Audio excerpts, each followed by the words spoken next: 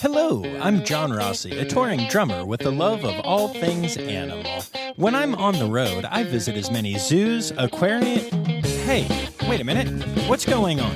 Hey, what's going on there? Hello? Hello? Hello? We interrupt your regularly scheduled program to bring you Rossifari Zoo news. News you can use from the world of zoos and conservation. Every week, we bring you breaking news and analysis from around the globe, featuring the animals you love and the people who care for them. And here's your anchorman, John Rossi. Hi, hello, how are you? Welcome back to Rossifari Zoo News, your look at everything going on in the world of zoos, aquariums, conservation, and general animal weirdness. We are back, y'all, after 2 weeks of conference recaps instead of Zoo News episodes. We are officially back with our first Zoo News episode for a while, and the first Zoo News of October, which seems pretty crazy to me, as I'm pretty sure it was April, like 3 weeks ago, and then August, like 2 weeks ago. I'm not really sure. I still can't believe that it took an Einstein to figure out that time is relative, because, it is flying, y'all. So, it's nice to be back. It's nice to be bringing you some news stories, and I'm very excited to be here.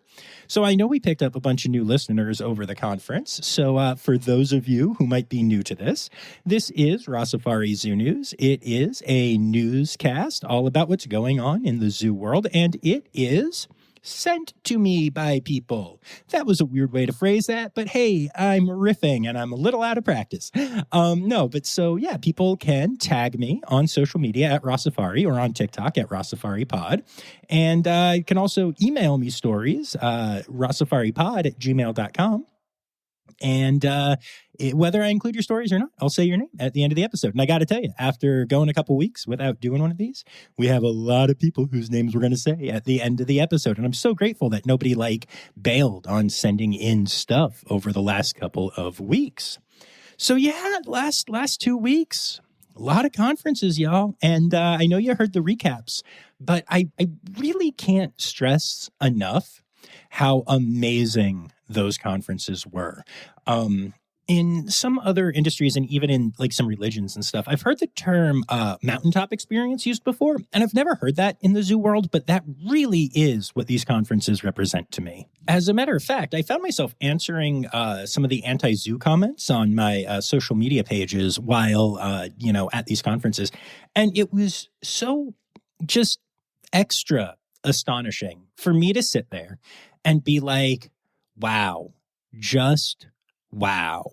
I cannot get over the fact that I'm actually sitting with these incredible people and learning about the incredible things that are happening at zoos and in veterinary medicine and all this stuff.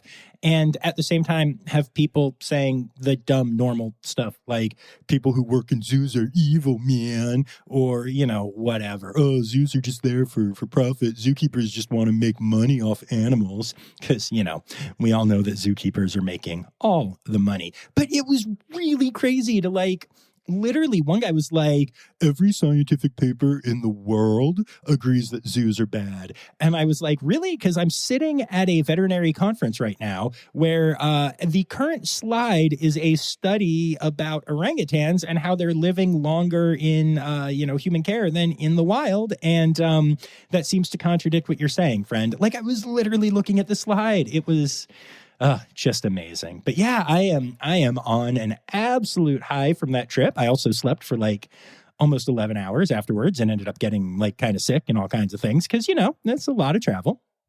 But it was worth it. And I've got some really cool new facilities coming up on the podcast soon because of it, and made some really great connections and may even have a little bit of a conservation thing to be sharing with you in the near future. I'm not sure yet, but something else may be going along with my involvement in Safe Red Panda. There might be something else. We'll see. I'm excited. I don't know. I'll know more next week, but I'm hopeful. So it's been a great time. And the other cool thing is that the dates for the conferences have been announced next year. My hope is to get to at least these two, maybe even to the ZAA conference or to AAZK, the Zookeeper conference as well. And so they're all split up next year.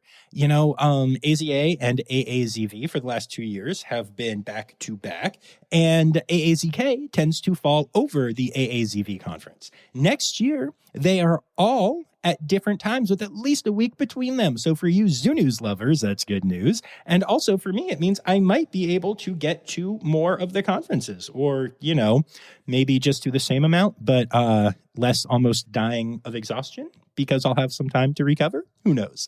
But anyway, yeah. So that's kind of my update with one final exception, which is that there is a new Legend of Zelda game out. This has nothing to do with animals, but y'all know I love Legend of Zelda, and Echoes of Wisdom is out, and I've been playing it, and it is super fun. So y'all should consider yourselves lucky that you're getting an episode this Friday here, because right now I am recording this instead of spending time saving Hyrule.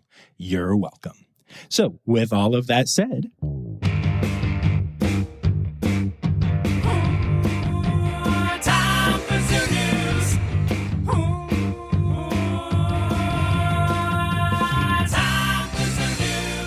all right, so our headline story this week is obviously going to be about Hurricane Helene. And while I'm going to focus on this from a zoological perspective, I do want to take a minute to acknowledge that this hurricane had an effect well beyond our community. Almost 200 people have died from the storm, with that number expected to rise as rescue attempts are still being made in some areas, and other areas are still cut off from communications entirely, which effectively makes this the most destructive hurricane, at least in terms of lives lost, since at least Katrina, and with the possibility that the final toll will be higher than even Katrina's was. Entire towns have been wiped off the map.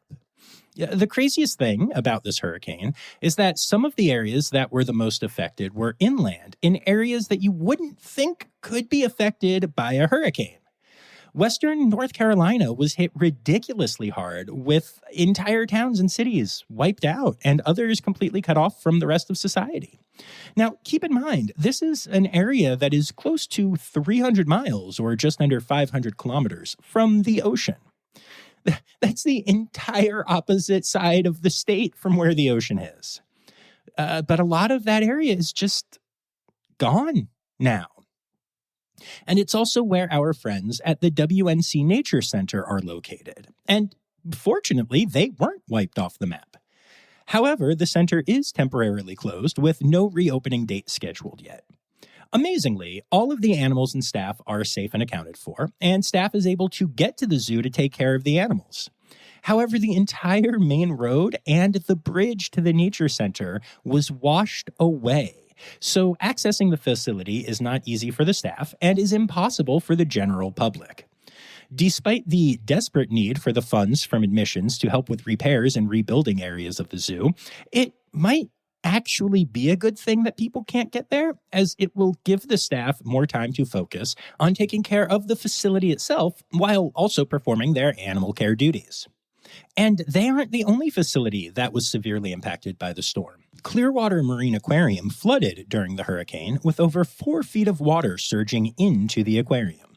The good news is that the animals and staff are all fine, but the facility took a lot of damage. Water damage is obviously a huge issue here, but beyond that, many essential supplies were either destroyed or even just washed away in the floodwaters. Refrigerators, medical supplies, and more were damaged, as was the structure of the building itself. Now, volunteers and staff are still in the process of assessing the damage and trying to figure out what will need to happen to basically rebuild and eventually reopen the aquarium. But for the time being, their focus is on caring for the animals there, shipping out a lot of their collection to other facilities, at least temporarily, and figuring out what needs to be done to just exist as a facility again. The aquarium had actually announced a huge multi-year expansion plan earlier this year, so I'm both hopeful that some of the funding from that can be used to help with the current rebuilding efforts, and am also sad that this will probably derail those incredible plans, at least for a while. And they're, again, not the only ones. Our friends at Moat Marine Laboratory and Aquarium have had to close both of their Sarasota locations until further notice as well. Now, again, all of the staff and animals rode out the storm successfully, which is just amazing. As far as I have seen and heard, no animals or staff have been lost at any of the facilities that were affected, which wow. Zoos and aquariums are amazing at what they do. But the moat facilities were damaged, and repair and cleanup is an ongoing process that is going to take a lot of time, effort, and money. And until that's done, they won't be able to reopen the doors, which is obviously where a lot of their money comes from. So yeah, 3 facilities that are just kind of gone for right now. And thankfully, it's only for right now, but still gone. And while those 3 facilities are the ones that were the most damaged, this storm ravaged the southeastern United States. Other facilities, such as the Greensboro Science Center, Greenville Zoo, Riverbanks Zoo, Busch Gardens in Tampa, the Naples Zoo, and others, had to close for a day or two and complete repairs before reopening to the public. Now, while these facilities weren't damaged as badly as the ones we mentioned above, they still experienced trauma, as did the keepers, vets, and other staff who had to worry both about their animals and their facilities, and also their own homes, families, and friends that live in the area. The human element of this tragedy can't be overlooked as we think about animals or think about the facilities as a whole. We all know that compassion fatigue is real in this industry and that many keepers spend their evenings creating enrichment for their animals or studying the species they care for or learning about training or listening to incredible podcasts like Rossifari, Trainer Talks and Tales, NEI's Tech Talk, and the ABMA podcast, or even just, living their non-zoo lives and then waking up in the middle of the night wondering if they actually did lock that one lock. So to add the extra fears surrounding the storm to all of that, and to suddenly have your job go from zookeeper to zookeeper and hurricane damage assessor and fixer, that's a lot, y'all. So I am sending my deepest love and gratitude to everyone in the industry and beyond that has been affected by this storm. And in a tonal shift that can only be called shocking to the point of inappropriateness, that brings us to our births for the week. The Edinburgh Zoo has announced the birth of a baby red panda to parents Ginger and Bruce. The pandlet is 9 weeks old, a female, and just had her first health check, which showed she is doing well. The plan is for her to be visible to the public soon, so exciting times for panda lovers in Scotland or on the interwebs. Zoo Miami has announced the birth of a Malayan tapir to parents Tengi and Kazu. It is the first viable birth for Tengi and the first birth ever for Kazu. And in case you forget, all tapir babies, tapelets, pop out looking like little watermelons, and their coloration changes to traditional tapir colors as they age. It is really cute and very worth checking out if you get the chance, either in Miami or again on the social medias. The Nashville Zoo has announced the hatching of 2 Komodo dragons, the largest lizard on Earth. Now, these are the first ever hatchings of Komodo dragons at the zoo, and this comes shortly after the zoo built an incredible new habitat for the species. The draglets are being raised behind the scenes at their new facility, and according to the zoo, each weighs around the same weight as a stick of butter. So the Komodo Dragon SSP does not recommend spreading Komodo dragons on toast, even with jam. Congrats to the zoo for this incredible double birth.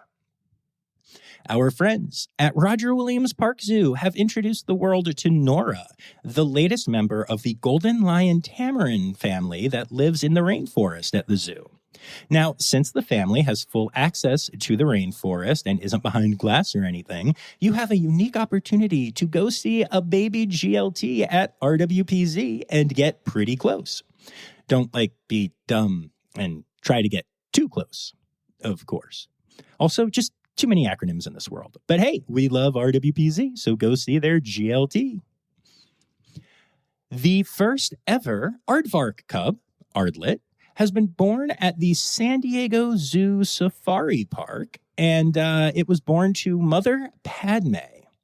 Now, the little one spends most of its time either exploring or nursing right now, but apparently is pretty active and is keeping Padme on her toes.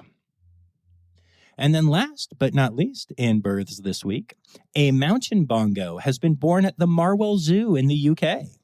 The bonglet is male and was exhibiting his feisty personality right from the start. He already spends time on exhibit with his mom, so if you're in the UK and manage to not be offended by how I say Elizabeth Charles every week or so, so you still actually listen to the podcast despite the fact that I do that? Well, now you know that you can go and see this adorable baby bonglet at the Marwell Zoo. And then that brings us to our deaths for the week. All right, so we're going to start off this section this week by saying goodbye to an animal that I absolutely loved. Banyan, the 16-year-old male tree kangaroo that called Zoo Miami home, has passed away. Banyan had been suffering from severe spinal arthritis as well as other issues, and it became impossible to medically manage the issues, so the decision was made to humanely euthanize Banyan. Banyan contributed multiple joeys to the population, including the most recent joey at Zoo Miami, a still unnamed female that is at the zoo behind the scenes right now. I had the pleasure of meeting Banyan when I was interviewing Ron McGill back at the end of season 1 of the podcast. He was a very food-motivated guy and seemed very secure, which is something that a lot of tree kangaroos are not. They tend to be fairly skittish, even the ones that seem to like people. But he seemed pretty secure. He also had one of the cutest faces I've ever seen, which is saying something about tree kangaroos because they're all adorable. So, yeah, sending all the love to the team at Zoo Miami and wishing I was able to give Banyan just one more snacky. Miss you, bud. Shed Aquarium has announced the passing of Alelo, a 6-year-old Pacific white-sided dolphin. Alelo was a rescue animal that arrived at Shed back in 2023, and honestly, he arrived in pretty bad shape. The aquarium worked hard to take care of him and are awaiting results of the necropsy to find out exactly what problems he succumbed to. In his year plus at Shed, he inspired visitors and care staff alike, and I am so grateful they were able to give him a second chance and some hope during the last year. All right, we'll be back after this quick break. Did you see the Colombian government is spending almost $4 million to relocate Pablo Escobar's hippos? In Brazil, a school of piranha attacked and injured at least 8 people at a beach resort. First fatal mountain lion attack in 20 years in California. Hey, it's me, Forrest Galante, wildlife biologist. You may have seen me on Joe Rogan's podcast or my various TV shows like Extinct or Alive or Shark Week. So join me and my friends as we break down animal news from around the world and discuss all things wildlife. Click here to unlock these animal mysteries. The Monterey Bay Aquarium has said goodbye to Boulders, one of the most popular African penguins in their colony. At 30 years old, Boulder tripled the life expectancy for penguins in the wild and was beloved not only for being an awesome penguin, but because he and his mate, Walvis, raised most of the penguin chicks hatched at the aquarium since he arrived in the year 2000. He will be greatly missed. Hall's Gap Zoo recently announced the birth of serval kittens, and they have now announced that 2 of the 3 have passed away. The zoo is unsure what happened, but their health declined sharply. The 3rd kitten in the litter, Zuri, the only female, also grew ill, but is currently stable and improving under the excellent veterinary care afforded to all 3 of the animals. Here's hoping she makes a full recovery and that the zoo is able to get answers about what happened to the 2 males. The Phoenix Zoo has said goodbye to Howard, the southern white rhinoceros that called the zoo home. Howard suffered from a protracted and progressive neurological condition, and it became unresponsive to treatment, so the decision to euthanize was made. Howard was known for loving scritches and being very good at convincing his keepers to sit down and give them to him, regardless of how busy they were. His presence will be greatly missed. And then last but not least in deaths this week, our friends at the Lehigh Valley Zoo have announced the passing of Big Boy, a 20-year-old male bison who had been estimated to weigh around 2,000 pounds in his formative years. Big Boy lived in the bison preserve that is technically outside the zoo, but still taken care of by zoo staff, which is actually one of the coolest features of Lehigh Valley Zoo. Even though he didn't live in the facility proper, Big Boy was beloved at the zoo. Actually, many staff at the zoo had photos, or probably still have photos, of Big Boy on their phones, which I just think is really adorable, especially for the bison. It's very cool. So sending love to the entire team at the zoo. I'm sure they are missing their Big Boy. And moving on from births and deaths, we get to the rest of our zoo news section. Now, you may have heard that 2 weeks ago was the AZA conference in Calgary. I'm guessing none of you are reeling in surprise from that fact right now. Well, part of the annual conference is the accreditation hearings for facilities that are either applying for the first time or are up for their 5-year review period. And the AZA has announced the results of those accreditation hearings at this time, and a lot of facilities we love have been reaccredited. But first, let's talk about some new accreditations, including Longneck Manor, which is in Fredericksburg, Texas, kind of outside of San Antonio, and which I happen to know somebody at who is very proud of this fact. The Pittsburgh Zoo and Aquarium in Pittsburgh, Pennsylvania, is officially back in the AZA. I told you they would be about 2 years ago. And SeaWorld Abu Dhabi in the UAE has officially joined the AZA family. And then for reaccreditations, we are happy to say that the following facilities received that: Blank Park Zoo in Iowa, Brookfield Zoo right outside of Chicago, the Bronx Zoo, Chattanooga Zoo, Clyde Peelings Reptiland, Fort Wayne Children's Zoo, our friends at the Greensboro Science Center, the Greenville Zoo, Henry Vilas Zoo, Hutchinson Zoo in Kansas, the International Crane Foundation in Wisconsin, Maryland Zoo, Miller Park Zoo, Milwaukee County Zoo, New York Aquarium, Ogle Bay's Good Zoo, Oklahoma City Zoo, Omaha's Henry Dorley Zoo, Peoria Zoo, Seneca Park Zoo, Smithsonian's National Zoo, the Utica Zoo, Vancouver Aquarium, and the Wilder Institute Calgary Zoo. I am so proud of all of those facilities, and I love how many of them are friends of the podcast. Yay! And of course, we have to discuss the two animals that have absolutely taken over the internet while we were doing conference recaps. I'm talking, of course, about Muden, which is spelled Mudang, and a lot of people say wrong, and Pesto the penguin. First, we'll talk about Muden. So Muden, which translate to either bouncy pork or bouncy pig, depending on who you ask, is a baby pygmy hippo, which is an endangered species that actually has a fairly low breeding success rate in human care. The bouncy pork in question lives at the Khao Kiao Open Zoo in Thailand, and he has gone super viral mostly for biting? Maybe gumming would be a better word, his mother, and then his keepers. But, you know, he's also viral just for being adorable, which, fair. It's actually amazing watching people discover a new-to-them species. Muden has literally introduced the world to pygmy hippos, which is awesome. And I've talked about this before, but I have a video that is still at a low level of virality that is introducing hundreds of people a day to tree kangaroos, and that number was a lot higher at the height of it being viral. It's really amazing watching people discover the beauty and wonder around them and in the animal kingdom in general through the internet. And to even get to be a small part of that from time to time is absolutely astonishing.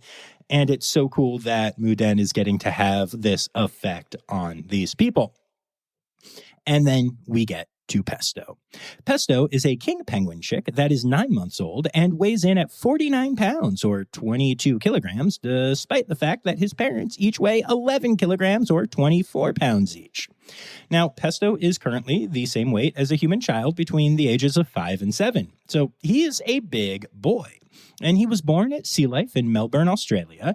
And a lot of the global media started talking about him being a chubby chick, despite the fact that he's not actually overweight or anything in the chubby sense of the word. He's actually got a great body condition and just happens to be really, really large. He's also really big in terms of like the numbers of people that are in love with him. As a matter of fact, Katy Perry even got the chance to meet Pesto because she was obsessed with him. And honestly, when it comes to that meeting, I don't know if I'm more jealous of the singer or the bird. Okay, I'm definitely more jealous of Katy Perry here.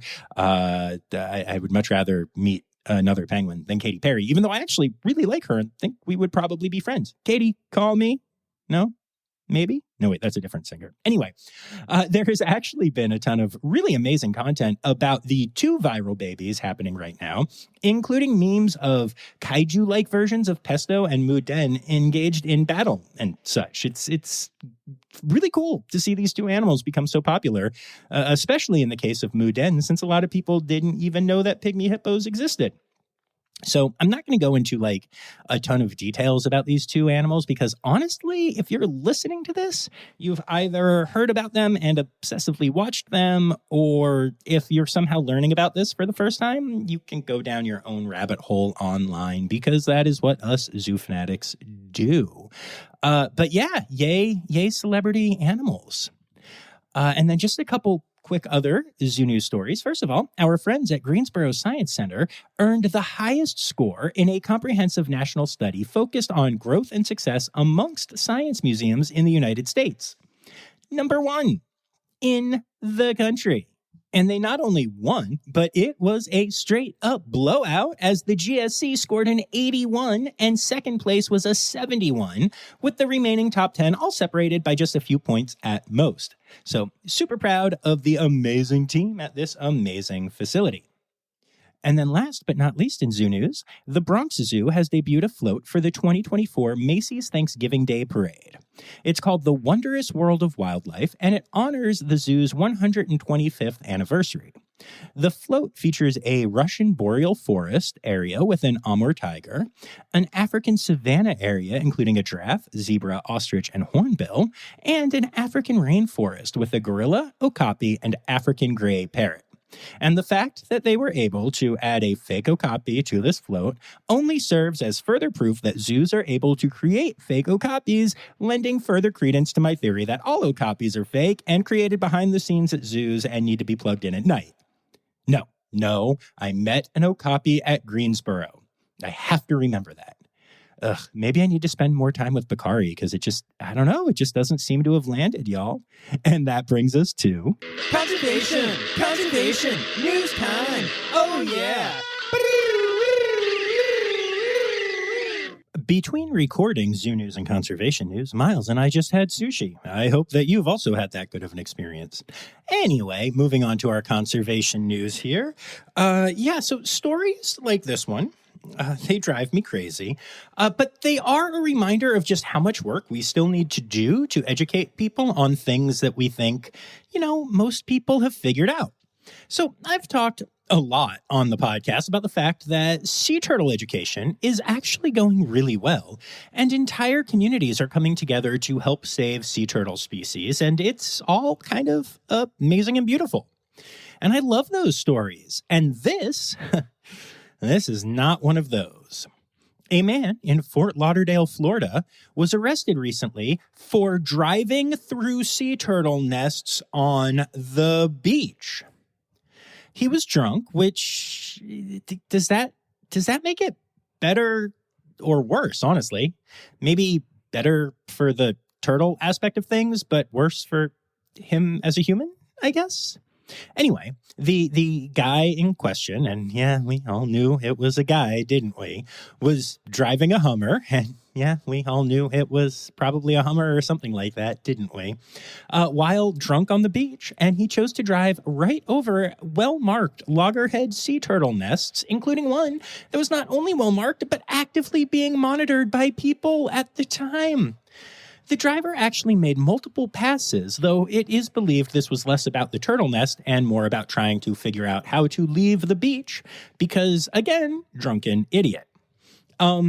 It's actually good timing that this happened when it did, to be honest, because up until just a few days before, many female sea turtles were still on the beach every night laying their eggs, which, they would have also been very likely to be hit by this idiot. I'm just going to say idiot a lot. Suffice it to say, I am not a fan of this dude, but at least he's being charged for drunk driving, like DUI and other stuff. And I do like that it does serve as a reminder of the education we still need to do. It only takes one person with one Hummer and a few ounces of alcohol to create a serious problem for sea turtles.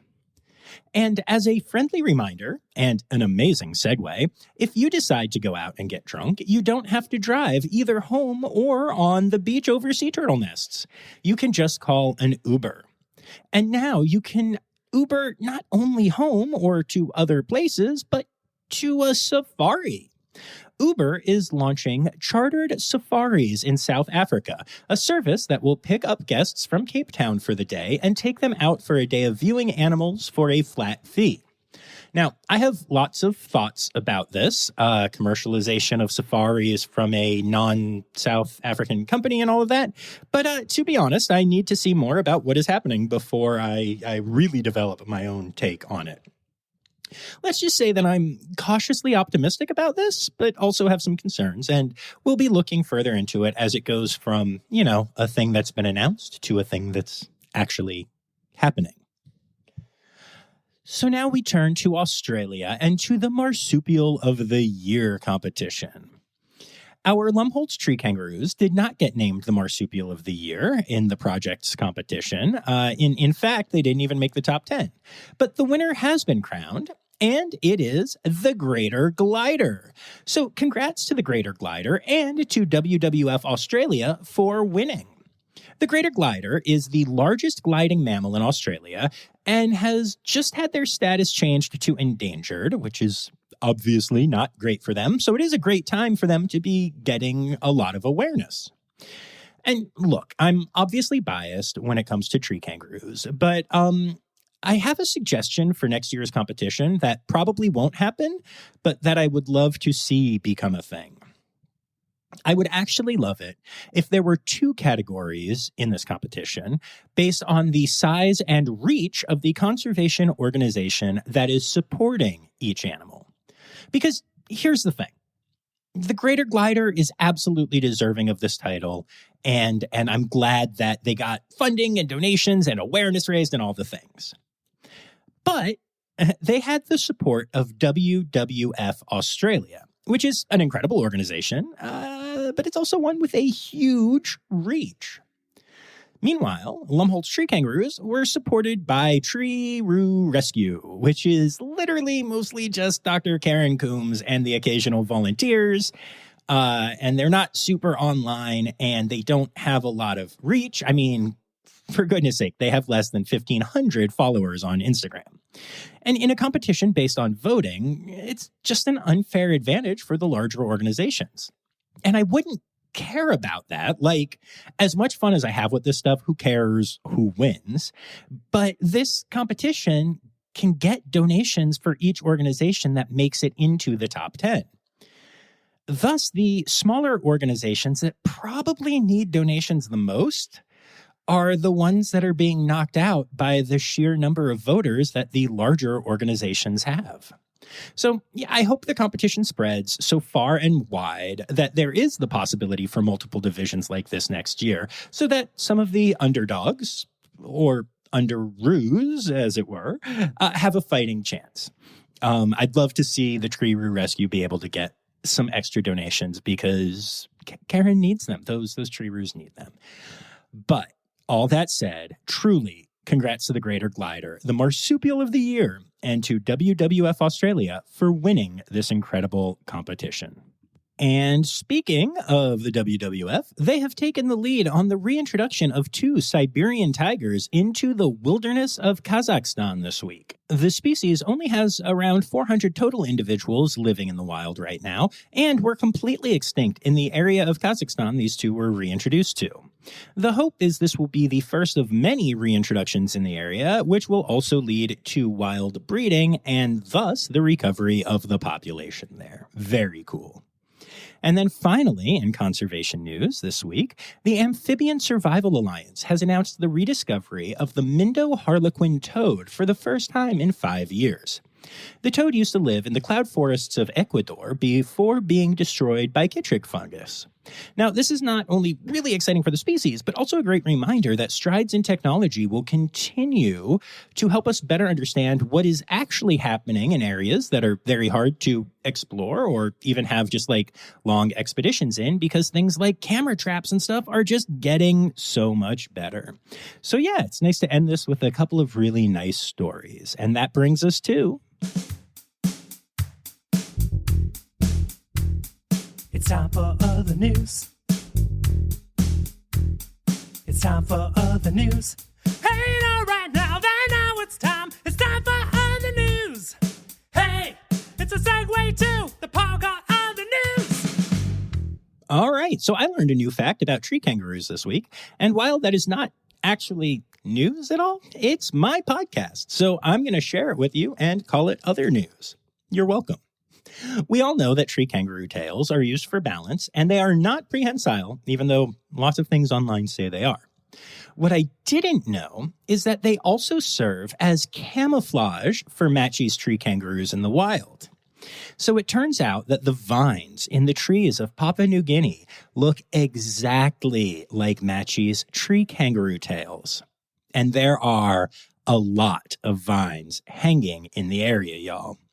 Therefore, the vines do a great job of hiding the actual tree kangaroo tails from predator eyes, and frankly, from the scientists that want to study them, because the tails blend in. And lots of times you think, oh, there's a tree kangaroo, but it's not. It's just a vine. So yeah, I thought that was pretty cool and something that I definitely did not realize, despite the fact that I not only love tree kangaroos, but I specifically love their just long and silky tails.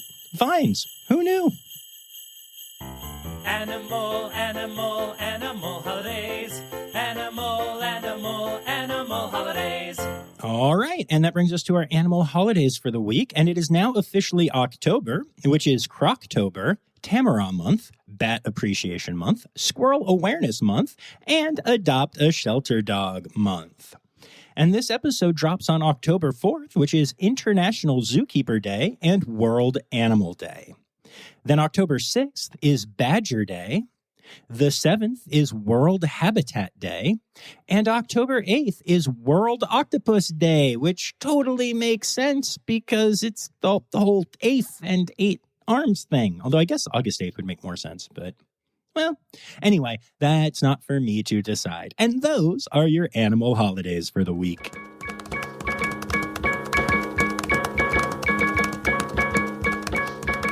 All right. Well, I would like to say thank you to everyone for just chilling out and sending stuff in and being excited to get back to zoo news, but also for listening to the conference recaps. You know, I was really surprised last year that those were some of my most listened to episodes, and it turned out that they were again this year. So that's pretty cool, and I love that y'all love those, and I'll try to bring more cool stuff like that to y'all from time to time. I do want to take a moment to say thank you to my Red Panda level patrons, Dr. Laura Shank, Dr. Stephen Williamson, Barbara Bennett, Jenny Owens, and Kevin Williams.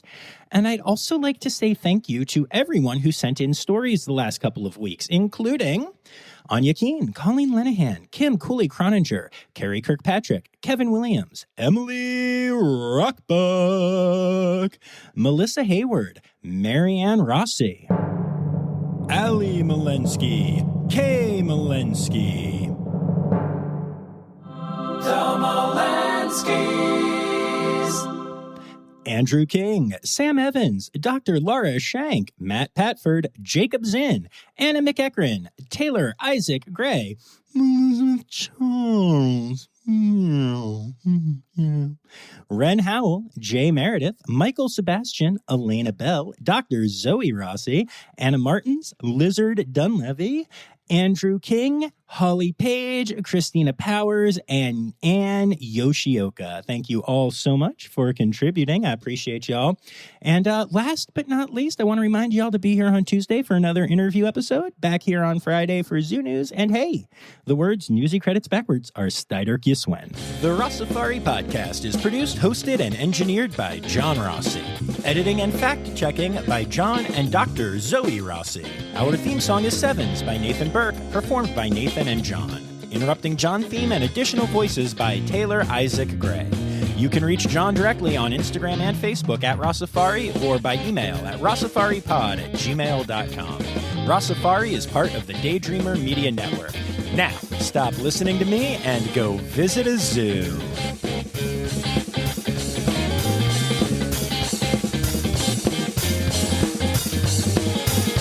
The International Crane Foundation in Wisconsin. Why can't I say crane?